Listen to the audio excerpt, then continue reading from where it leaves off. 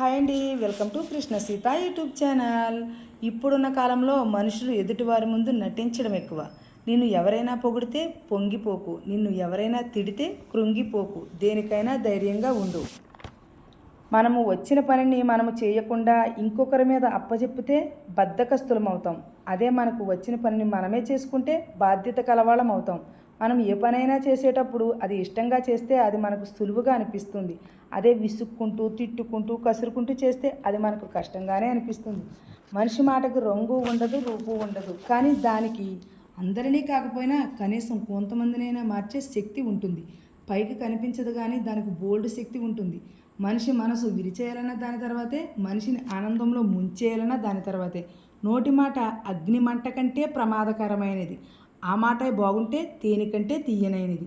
నా వీడియో మీకు నచ్చితే నా ఛానల్ని సబ్స్క్రైబ్ చేయండి. అలానే లైక్ చేయడం మాత్రం నచ్చితే మర్చిపోకండి.